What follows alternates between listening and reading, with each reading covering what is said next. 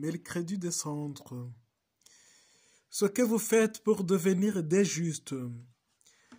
Jésus commence ce passage en disant ce que vous faites pour devenir des justes. Dans la Bible, la justice n'est pas seulement la vertu de donner à chacun ce qui lui est dû, mais surtout de vivre selon la loi de Dieu, par amour pour lui et pour les hommes en aimant la sainteté. Voici les premiers mots du Seigneur pour ce carême qui commence. Si vous voulez être saint, est-ce que je crois que je peux devenir saint? Est-ce que j'y aspire ou désire la sainteté de tout mon cœur? Le carême est un chemin de conversion vers Pâques. Avant de me donner des indications sur la manière de me convertir, le Christ m'invite à désirer la sainteté.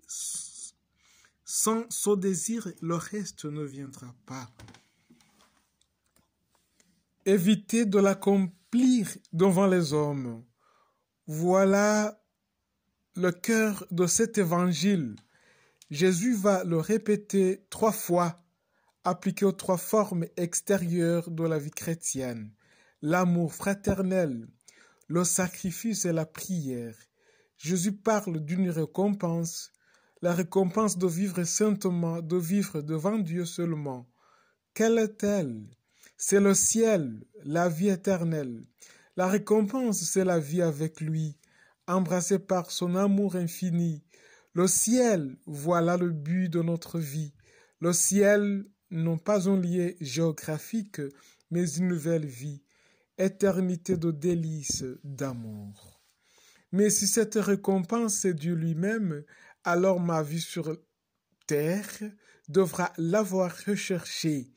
On n'obtient que ce que l'on a désiré. En agissant sur les autres, nous obtenons une reconnaissance efficace des autres. En vivant pour Dieu, c'est lui que nous obtiendrons. Il se donnera à nous pour toujours. Aumône, prière, jeûne. Jésus nous a expliqué l'attitude à adopter pour notre cœur et pour nos actes.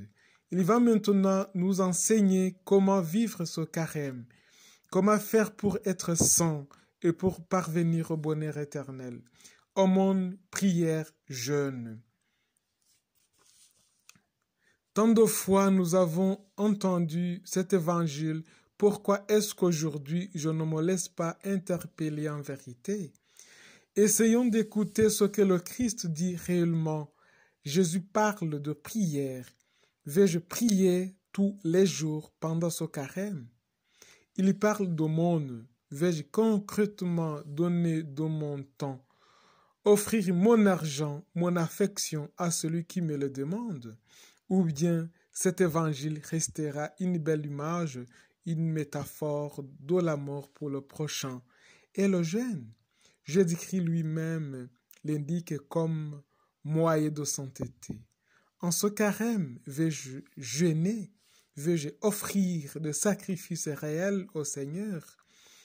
Jeûne de nourriture, d'écran, de YouTube, de tout ce dont je crois avoir un besoin impérieux.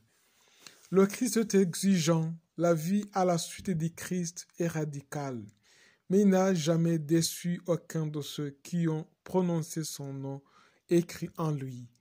Lançons-nous, on ne peut le dépasser en générosité. Bon carême.